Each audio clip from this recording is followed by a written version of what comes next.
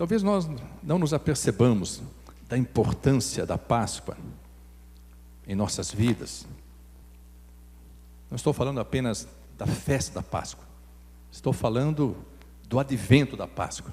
Estou falando da ressurreição de Cristo. Estou falando da grande vitória do Cordeiro de Deus. A Páscoa, ela foi instituída por Deus nos últimos dias da saída do povo de Deus lá do Egito.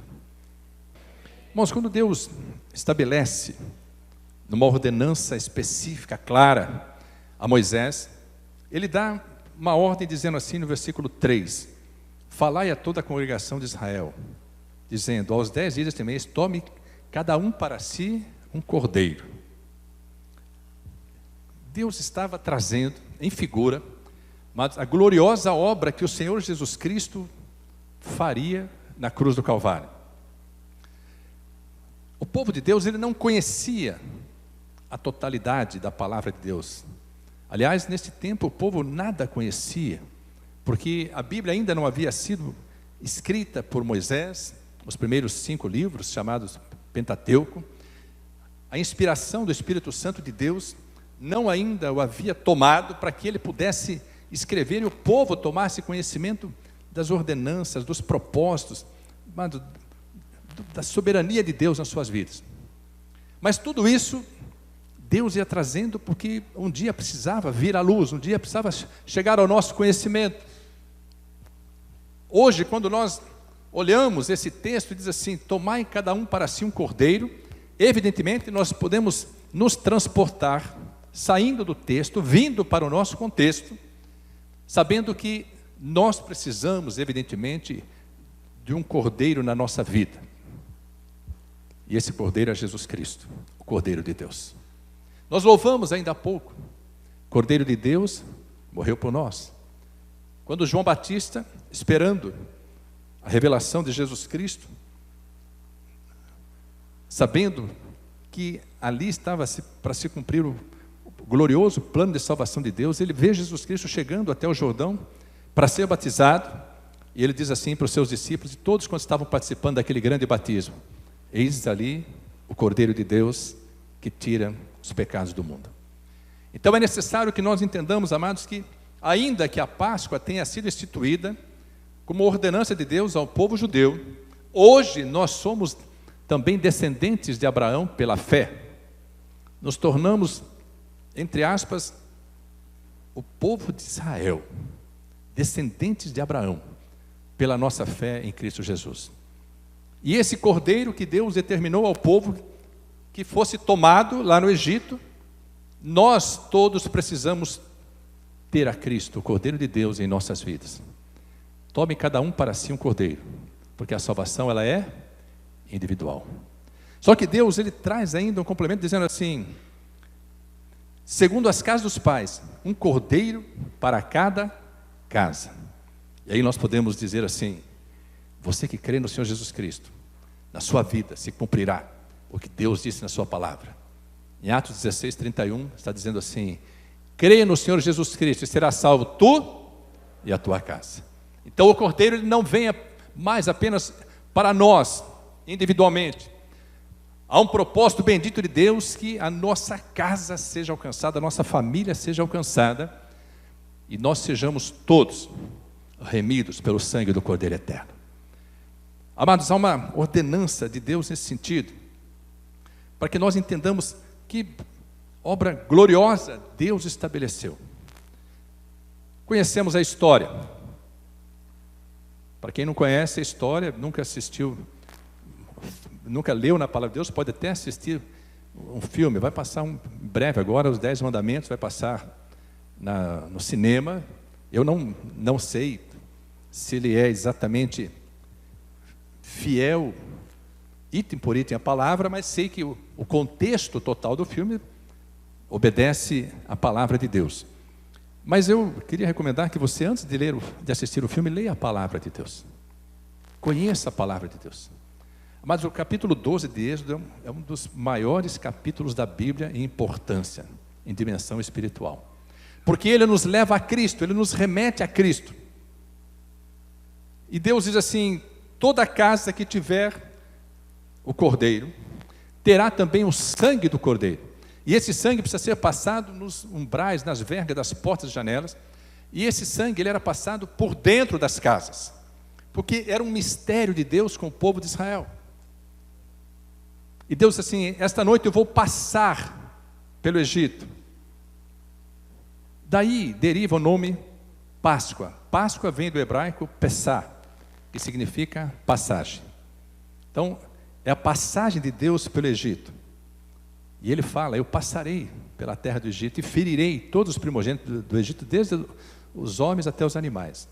Mas quando ele passa para estabelecer a sua soberania, o seu poder, trazendo uma resposta pelo endurecimento do coração de Faraó, que ele mesmo propiciou, pela incredulidade do povo do Egito, e para exaltar o nome dele em meio a Israel, ele diz assim: eu vou passar, mas vou poupar o meu povo.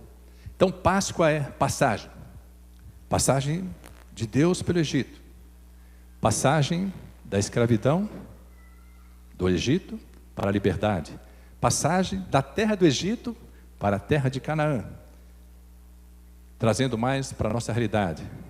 Passagem da morte para a vida. Passagem das trevas, do mundo das trevas, para o reino da luz. E a Páscoa, ela se materializa, se completa no dia em que Jesus Cristo é sacrificado. Ele morre como cordeiro imaculado, sem mancha nem mácula, sem pecado, por amor à minha vida e por amor à sua vida. É sepultado, e ao ressuscitar, ele faz com que a morte tivesse perdido o seu domínio sobre os homens. A morte já não tem mais domínio. E a palavra de Deus diz assim, após a ressurreição de Cristo: onde está a morte, o teu aguilhão? Onde está o teu poder? Amados, nós começamos a perceber que Deus tem esse projeto preparado para que nós possamos entender exatamente a importância da instituição da Páscoa, que até hoje nós celebramos. Até hoje celebramos.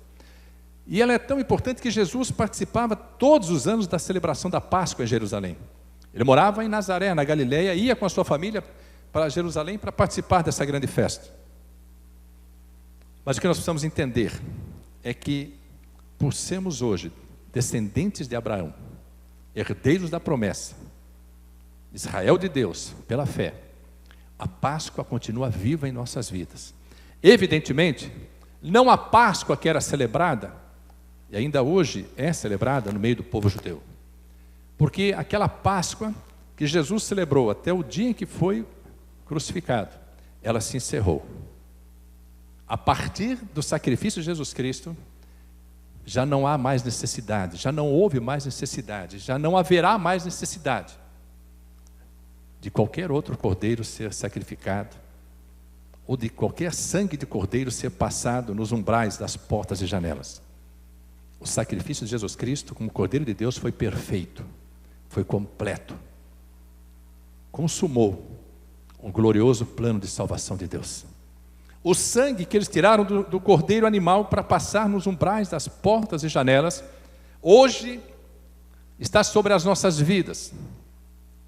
Nós não o enxergamos, mas no reino espiritual, todos quantos olharem para as nossas vidas, e diz a palavra que nós estamos rodeados de uma tão grande nuvem de testemunhas, todos quantos olharem para a nossa vida, verão em nós a marca do sangue do Cordeiro, que ninguém pode tirar, que ninguém pode apagar.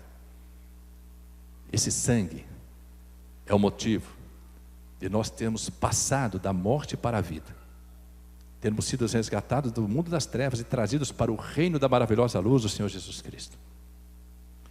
Só que Deus ainda diz: nós precisamos ter isso por estatuto perpétuo, por memorial em nossas vidas. Nós precisamos compreender que a Páscoa está viva, porque o sacrifício de Cristo continua vivo e o sangue dele continua à disposição de todos aqueles que, crendo, serão redimidos, terão a remissão dos pecados e deixarão de ser criaturas e receberão o poder de serem feitos filhos de Deus. Amados, é uma obra gloriosa. Isso tem latejado, tem ardido no meu coração. Normalmente nós ministramos sobre isso quando nós estamos nos aproximando do mês de abril, do dia 14 de abril, porque essa data que Deus estabeleceu é exatamente o mês, para os judeus, o mês de Abib, que ele diz é o primeiro mês do ano, e ao 14º dia desse mês vocês sacrificarão o cordeiro. Jesus, amados, ele foi sacrificado exatamente na festa da Páscoa, porque teria que ser assim.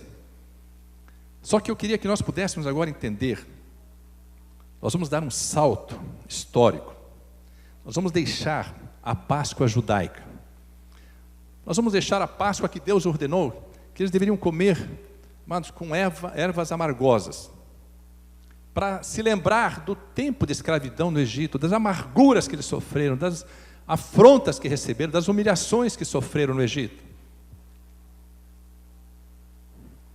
Nós vamos deixar apenas como memória e gratidão a Deus por ter instituído a Páscoa. E vamos vir para a realidade que nos acomete, que nos envolve hoje. Qual é a realidade que nos envolve hoje? Jesus Cristo disse na última Páscoa, voltando lá a Mateus, a última Páscoa,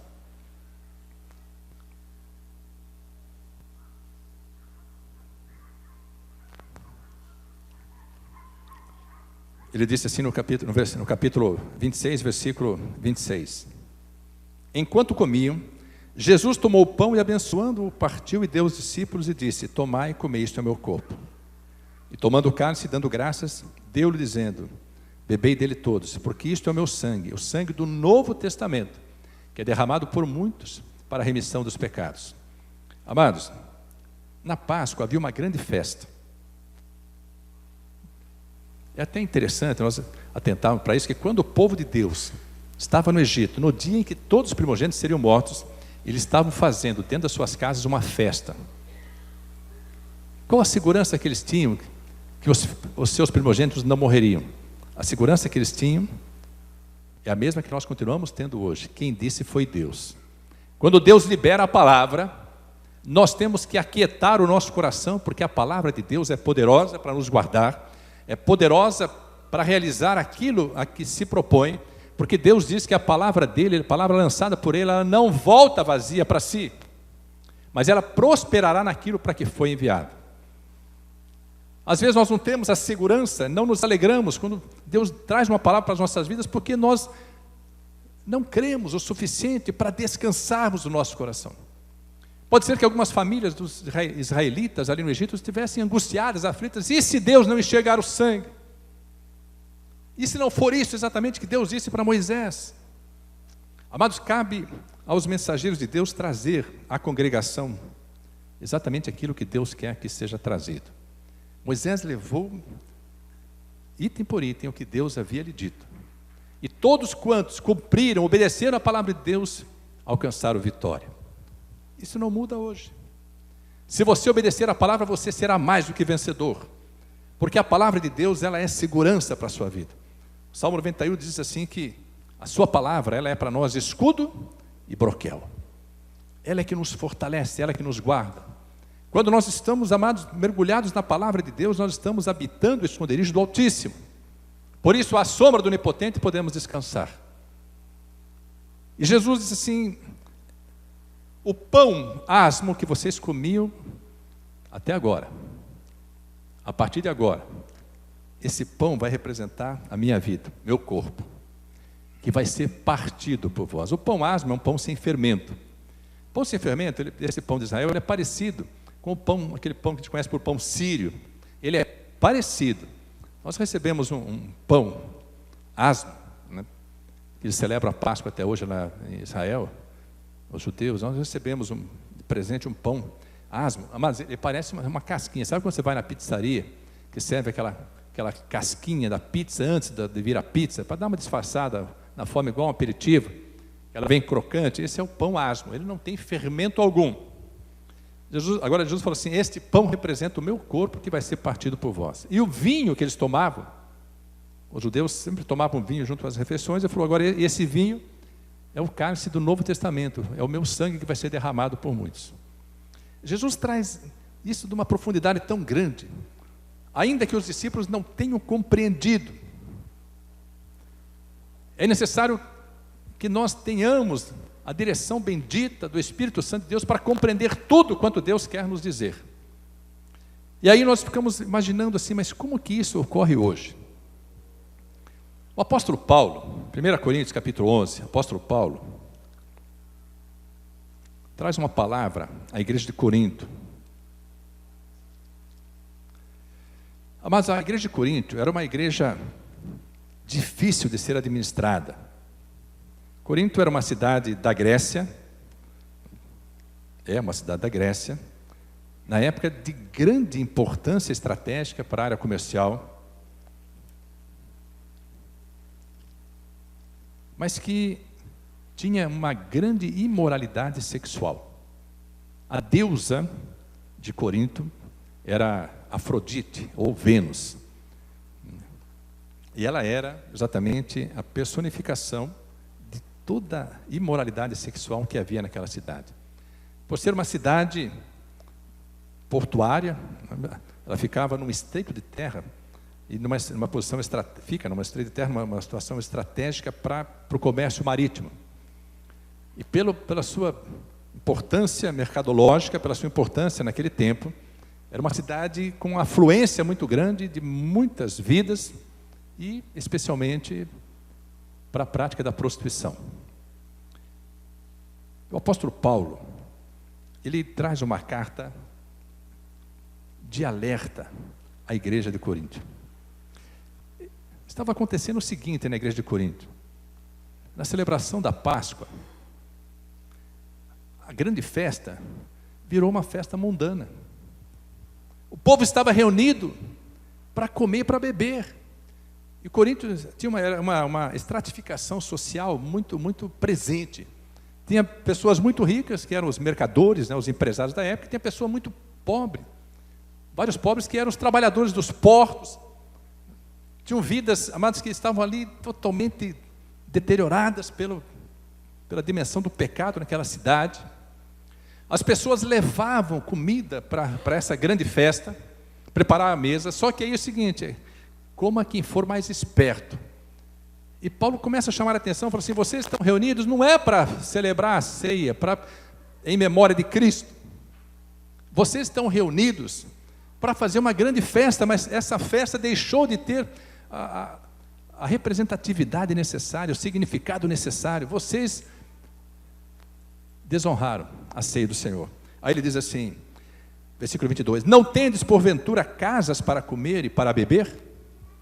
Ou desprezais a igreja de Deus e envergonhais os que nada têm? Que vos direi? Louvar-vos-ei? Nisso não vos louvo. Está dizendo assim, olha, se é para comer desse jeito, então coma na sua casa. Venha para a igreja para participar apenas do pão e do vinho, do corpo e do sangue de Cristo. Ele trouxe uma repreensão para a igreja de Corinto, dizendo assim: vocês não podem continuar fazendo desse jeito. Se nós entendermos a palavra, nós vemos que, amados, a ceia, ou a mesa posta para a festa, ela fazia parte da festa da Páscoa. E aí Paulo continua dizendo, versículo 23, porque eu recebi do Senhor o que também vos ensinei, que o Senhor Jesus, na noite que foi traído, o texto que nós lemos em Mateus, tomou o pão e, tendo dado graças, o partiu e disse: tomai e comei, isto é o meu corpo que é partido por vós, fazei isto em memória de mim. Semelhantemente também, depois de cear, depois de comer, de participar da festa, cumprindo o que era a ordenança de Moisés, tomou o cálice, dizendo: este cálice é o novo testamento no meu sangue, fazei isto todas as vezes que beberdes em memória de mim. Porque todas as vezes que comerdes este pão e beberdes este cálice, anunciais a morte do Senhor até que venha. Portanto, qualquer que comer este pão, ou beber o cálice do Senhor indignamente, será culpado do corpo e do sangue do Senhor. Examine-se, pois, o homem a si mesmo, e assim coma deste pão e beba deste cálice. Porque o que come e bebe indignamente, come e bebe para a sua própria condenação, não discernindo o corpo do Senhor. Por causa disso, há entre vós muitos fracos e doentes, e muitos que dormem. Paulo está dizendo assim: Vocês não estão levando a sério o verdadeiro significado da Páscoa. Vocês perderam a noção do glorioso sacrifício de Jesus Cristo. Vocês desprezaram, vocês profanaram a mesa. Havia gente se embriagando, não estava tomando vinho apenas para celebrar a vitória do sangue do Cordeiro, estava tomando vinho a ponto de se embriagar. Então ele traz essa repreensão, mas essa repreensão ela começa lá no capítulo 5, eu queria que você fosse comigo até o capítulo 5 de 1 Coríntios. Capítulo 5, versículo 1 diz assim: geralmente, se ouve que há entre vós fornicação, e fornicação tal, fornicação é sexo ilícito, sexo pecaminoso. Vou repetir. Geralmente se ouve que há entre vós fornicação, e fornicação tal, qual nem ainda entre os gentios. Ele está escrevendo para a igreja. Como é haver quem abuse da mulher de seu pai, a madrasta. Está inchados, e nem ao menos vos entristecestes, por não ter sido entre vós tirado quem cometeu tal ação. Eu, na verdade, ainda que ausente no corpo, mas presente no espírito, já determinei, como se estivesse presente, que o que tal ato praticou, em nome de nosso Senhor Jesus Cristo, juntos vós e o meu espírito, pelo poder de nosso Senhor Jesus Cristo, seja entregue a Satanás para a destruição da carne, para que o espírito seja salvo no dia do Senhor Jesus. Ele está dizendo o seguinte: não houve a repreensão, não houve a exortação, não escuta o que Deus está dizendo, o que o Espírito está dizendo à igreja, tem prazer em continuar no pecado, está profanando. Amados, o crente, ele não é mundano. Mundanos nós éramos antes de sermos alcançados por Cristo. Quando fomos alcançados por Cristo, nos tornamos santos, santificados. Aí quando nós profanamos pelo pecado, pela desobediência, pela rebelião, seja qual for a ação, quais forem as atitudes, às vezes se ouve dizer assim, é um crente mundano. Não, o crente, quando ele desonra a Deus, quando ele avilta o altar, quando ele desobedece, quando ele não tem por sagradas as determinações de Deus, por as ordenanças de Deus, ele não é mundano, ele é profano, porque ele profanou o próprio altar, porque ao ser santificado, a sua vida, o seu corpo passou a ser santuário do Espírito Santo de Deus. Então, os irmãos de Coríntios, eles profanavam a própria igreja. E aí Paulo continua dizendo assim, versículo 5, vou repetir: seja entregue a Satanás para a destruição da carne. Quer dizer, nós vamos ver quanto vai ser destruído. Mas era uma vida selada pelo poder de Deus. Eu creio que Deus sempre usa instrumentos para resgatar os que estão distantes. Aqueles que foram marcados, que pertencem ao Senhor Jesus. O próprio Senhor Jesus diz assim: das ovelhas que tu me deste, nenhuma delas será arrebatada das minhas mãos. Então, Deus permite circunstâncias para que haja, amados, moedura, para que haja compreensão de quanto é nocivo, de quanto é destruidor o pecado, a corrupção, do mal. Mas ele fala assim: vai ser destruída a carne, mas o espírito vai ser salvo. Deus haverá de exercer a misericórdia sobre essa vida, para que haja salvação. E ele continua dizendo assim: não é boa a vossa jactância, não sabeis que um pouco de fermento faz levedar toda a massa? Alimpai-vos, pois, do fermento velho, para que sejais uma nova massa, assim como estáis sem fermento, porque Cristo, nossa Páscoa, foi sacrificado por nós. Pelo que façamos festa, não com o fermento velho, nem com o fermento da maldade e da malícia, mas com os asmos da sinceridade e da verdade. Paulo leva para uma dimensão tão tremenda, diz assim: agora o cordeiro que foi sacrificado no Egito, os cordeiros que ainda são sacrificados, os cordeiros que ainda são mortos, cuja carne é assada no fogo, cujos corpos são assados, para que haja a ceia da Páscoa. Isso não precisa mais, porque agora Cristo se fez nossa Páscoa. Ele se deixou moer. Ele se fez pecado por amor a nós. Ele se fez sacrifício pleno, perfeito, por amor a nós. E Paulo traz a Páscoa para essa dimensão, Cristo, nossa Páscoa. Então, quando nós falamos de Páscoa, estamos falando da gloriosa obra de Jesus Cristo, da sua morte, do seu sacrifício como Cordeiro Santo, mas sobretudo da sua ressurreição. A grande vitória de Cristo foi a sua ressurreição. Paulo continua ainda trazendo coisas tão difíceis, tão contundentes para a igreja de Coríntios. Mas eu queria que você pudesse entender hoje que quando Jesus Cristo se fez o Cordeiro da Páscoa e disse: vocês vão fazer isso todas as vezes que vocês comerem esse pão e beberem esse cálice, fazerem memória de mim. Ele interrompeu ali aquilo que havia sido a maior conquista de Israel até então, que era a vitória do Egito. E a vitória passou a ser Cristo. A partir dali mudou a história.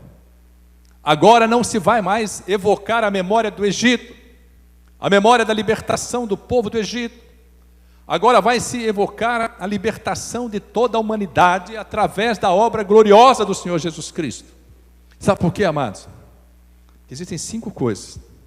A partir do sacrifício de Cristo, o povo de Deus teria que mudar o sentido da festa. Primeira, já não seria mais necessário tomar um cordeiro. Ninguém mais precisava procurar o cordeiro. Os israelitas que não tinham cordeiro, eles compravam o cordeiro. E tinha que procurar o cordeiro que era novo, cordeiro de 1 ano, macho, evidentemente, puro, sem manchas. Era o PO, puro de origem. Havia inclusive um comércio muito grande em Israel. Eu creio que ainda hoje exista isso, para que se forneça esse cordeiro para a celebração da Páscoa. Mas Deus amou o mundo de tal maneira que deu o seu Filho, para que nós pudéssemos receber a redenção do pecado e alcançar a vida eterna. Então ninguém mais precisava tomar para si um cordeiro. Sabe por quê? Porque o cordeiro foi entregue por Deus. Eis o Cordeiro de Deus que tira os pecados do mundo. Nós recebemos, amados, o amor de Deus. Deus entregou o seu Filho em sacrifício por amor a nós. Então nós já não precisamos mais estar preocupados com qualquer outro tipo de sacrifício para Deus hoje. Basta que obedeçamos, porque para Deus obedecer é melhor do que sacrificar. Então esse é o primeiro grande resultado da obra de Cristo. O segundo, já não seria celebrada a libertação do Egito, mas a libertação do pecado. A maioria do povo de Deus que saiu do Egito pereceu no deserto. Alguns se rebelaram, a terra engoliu, amados, os rebeldes. Os murmuradores não entraram na terra prometida, porque eles ainda não tinham sobre eles a cobertura que nós chamamos hoje e conhecemos, que essa obra de Cristo é a cobertura da graça de Deus para a vida deles. Havia o amor de Deus, mas não havia ainda o amor de Pai, porque Jesus Cristo ainda não havia se manifestado. Havia todo o cuidado de Deus com o seu povo, o povo dele. Mas o primeiro que chamou Deus de Pai foi o Senhor Jesus Cristo, porque Ele era o Filho. E através dele nós podemos hoje chamar Deus de Pai. Terceiro, não seria necessário comer ervas amargas mais. Sabe por quê? Porque Jesus já as digeriu por nós. Deus hoje, o Espírito de Deus em nós, Ele é o socorro bem presente na hora da angústia. Jesus é o que livra da amargura. Jesus é o que livra das condenações. Vinde a mim todos vós que estáis cansados e sobrecarregados, e eu vos aliviarei. Nós precisamos entender, amados, que hoje nós não precisamos ter figura alguma do que foi feito no deserto, do que foi feito no Egito. Porque quando ele tomou o vinagre, ele estava digerindo por nós tudo que havia de amargura, tudo que havia de rejeição. Ele sofreu todo o castigo para que nós tivéssemos paz. Quarto, o sangue não seria mais aspergido nos umbrais. Por quê? Porque o sangue hoje está sobre a nossa vida, sobre o nosso coração. O sangue invisível aos nossos olhos, mas visível no reino espiritual, nos cobre. Quando estamos cobertos pelo sangue, o diabo não pode tocar em nós. Como ele não pôde tocar nas vidas dos israelitas lá no Egito, ele não pode ainda hoje tocar em nós. Quando que o sangue sai? Deixa de nos cobrir, quando pecamos. Vou tratar disso daqui a pouco. Quinto, o pão que deveria ser comido já não era mais o pão asmo, mas o corpo de Cristo. Jesus falou assim: eu sou o verdadeiro pão. E aquele que comer do meu corpo e beber do meu sangue, terá em si a vida eterna. Amados, nós temos que ter consciência dessa obra gloriosa que Jesus Cristo realizou em nosso benefício. Em nosso benefício. O fermento que não poderia ser usado nos pães asmos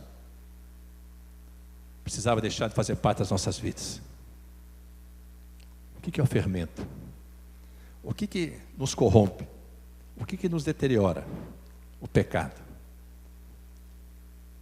Nós não podemos mais viver em pecado. Não que não pequemos, nós não podemos mais ter prazer no pecado. Sabe por quê, amados? Porque se nós continuarmos tendo prazer no pecado, se a nossa vida não for santificada, nós não receberemos as porções que Deus tem para as nossas vidas. Nós não alcançaremos uma posição firme, inabalável, na presença de Deus.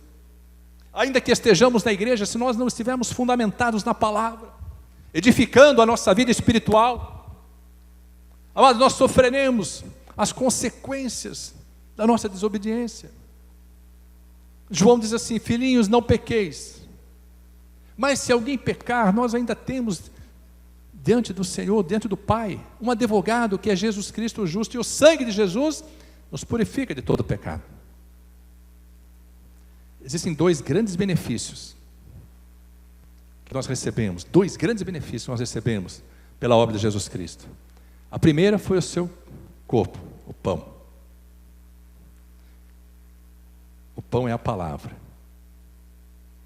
Nós temos esse pão à nossa disposição e precisamos comer dele todos os dias da nossa vida. O segundo foi o sangue. Foi o sangue de Cristo que nos deu a condição de nos tornarmos filhos de Deus, porque o sangue veio para apagar todas as nossas transgressões. Quando Jesus foi crucificado, a palavra de Deus fala em Isaías 53 que ele foi ferido pelas nossas transgressões e foi moído pelas nossas iniquidades. Presta atenção. Às vezes nós falamos do pecado como se o pecado fosse apenas pecado. Muitas vezes nós falamos assim: não tem tamanho de pecado. Mas o que Deus tem me ensinado, e é necessário que nós aprendamos isso. Vamos a Isaías 59. Isaías 59, que diz a palavra de Deus.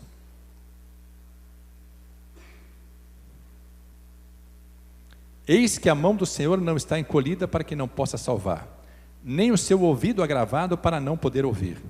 Mas as vossas iniquidades fazem divisão entre vós e o vosso Deus, e os vossos pecados encobrem o seu rosto de vós, para que vos não ouça.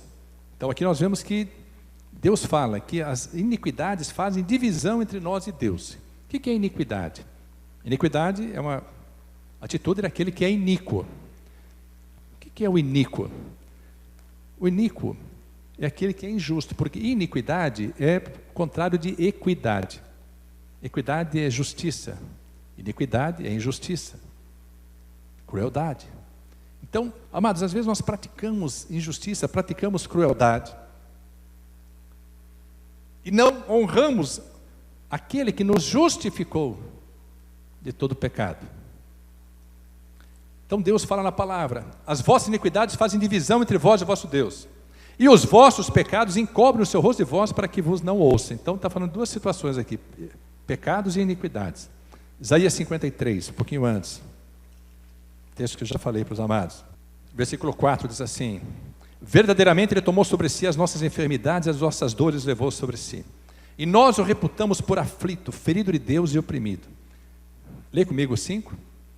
Mas Ele foi ferido pelas nossas transgressões e moído pelas nossas iniquidades. O castigo que nos traz a paz estava sobre Ele, e pelas suas pisaduras fomos sarados.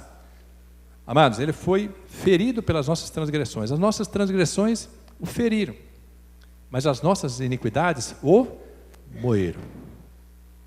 Irmãos, olha o peso da iniquidade, olha o peso da transgressão. Então existem 4 situações nas nossas vidas. A primeira é o pecado, a segunda é a transgressão, a terceira é a iniquidade, e a quarta, pior de todas elas, se chama abominação. Amado, Deus não pode olhar para a minha vida e para a sua vida se nós estivermos na prática de qualquer um desses delitos. Deus não pode nos contemplar, como não pôde contemplar o seu próprio Filho na cruz do Calvário, porque Jesus, ele ficou desfigurado, ele foi moído, ele foi triturado, por força dos nossos pecados, das nossas transgressões, das nossas iniquidades, que o moeram. E Jesus, ele clama a Deus não mais como Pai, porque naquele momento ele não podia ser reconhecido como filho, porque ele não tinha mais a santidade do próprio Pai. E ele diz: meu Deus, por que me desamparaste? Diz a palavra que o Espírito vai para consolá-lo. Amados, muitas vezes nós não entendemos que nós precisamos ter a compreensão poderosa do que é verdadeiramente a Páscoa do Senhor, porque Cristo é a nossa Páscoa. Nós não podemos, amados, permanecer moendo Jesus Cristo todos os dias, com nossas transgressões, nossas iniquidades. Nós não podemos continuar ferindo-o todos os dias. Hebreus diz que muitas vezes nós temos por pouco o sangue da eterna aliança. Amados, quando nós temos prazer no pecado, diz a palavra que é como se nós estivéssemos crucificando a Cristo novamente. Então eu queria que hoje nós pudéssemos, ao ter consciência da grandeza dessa gloriosa obra, que nós pudéssemos tomar uma posição diante de Deus.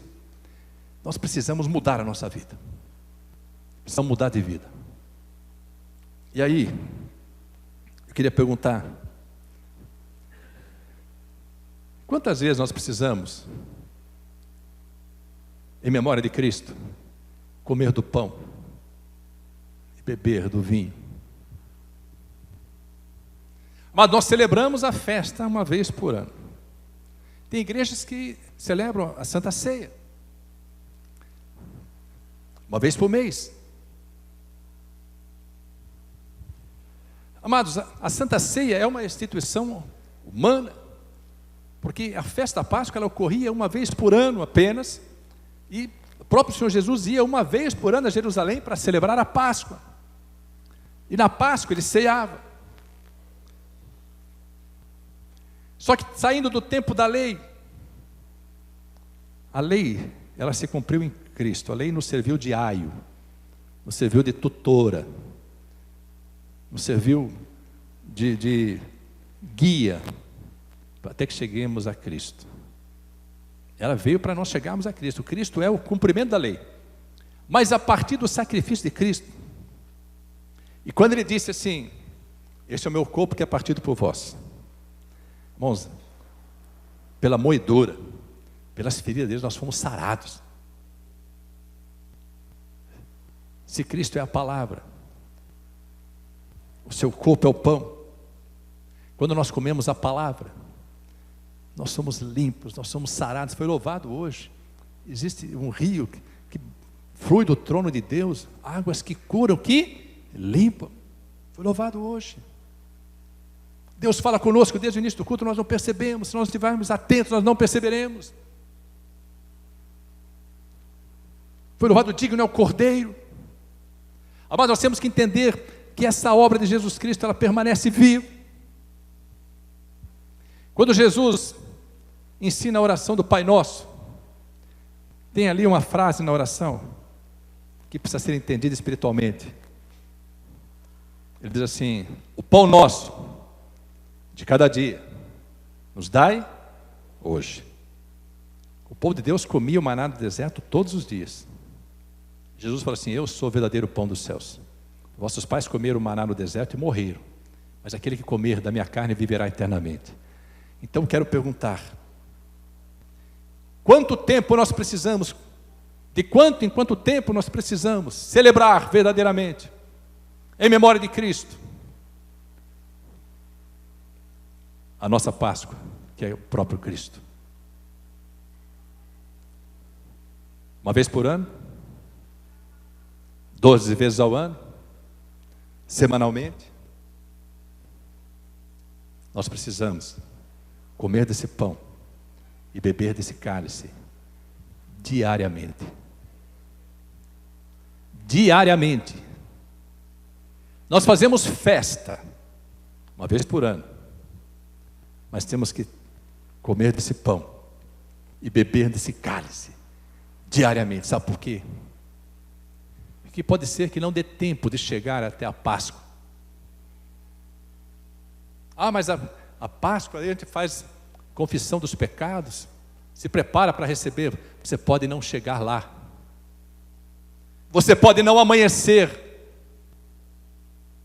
Quantas vidas são colhidas, quantas famílias são surpreendidas pela morte. Então, meu amado e minha amada, é necessário que você tenha consciência plena. Você precisa comer desse pão todos os dias, você precisa beber desse cálice todos os dias, para que você seja santificado, purificado, lavado, e possa estar na presença do Pai. Nós temos que deixar um pouco o formalismo religioso. Às vezes algumas vidas argumentam, mas é preferível fazer uma vez por mês, porque aí a gente pede perdão uma vez por mês para comer do pão, beber do cálice. Ou aí os outros 29 dias do mês, não precisa pedir perdão? Uma vez por ano é suficiente, porque aí, uma vez por ano nós nos redimimos, nos arrependemos. E os outros 364 dias do ano, pode pecar? Mas nós precisamos ter a consciência. Celebrar festa em memória dele é maravilhoso. É a maior festa do povo cristão, a Páscoa. Mas a nossa vida precisa viver a Páscoa todos os dias. Nós precisamos ter essa consciência todos os dias, para que o sangue de Jesus Cristo venha e nos cubra todo o pecado, para que esse pão seja o alimento diário. Quando nós meditamos na palavra, no Salmo 1 diz assim: medita na palavra de dia e de noite. Nós estamos comendo esse pão, porque o corpo dele, a palavra dele, é verdadeiramente comida, e o seu sangue verdadeiramente bebida. Se nós tivermos hoje alcançado essa consciência, posso assegurar para todos nós: o inimigo não nos derrota. O único dia deste ano, ele não tem poder para nos derrotar. Sabe por quê? Porque nós rememoramos Cristo. Nós celebramos festa todos os dias. Cada vez que nós comemos da palavra, e cada vez que nós pedimos perdão dos pecados. Como que nós bebemos esse cálice? Quando pedimos perdão dos pecados, quando nos arrependemos. Cada vez que nos arrependemos, e figura, é como se o sangue estivesse sendo derramado por nós. E Deus olha para as nossas vidas e nos vê puros, santificados, preparados para sentar à mesa, comer no dia seguinte o pão e beber no dia seguinte o cálice. O salmista diz assim: que darei ao Senhor por todos os benefícios que me tem feito? Tomarei o cálice da salvação, invocarei o nome do Senhor no meio da congregação.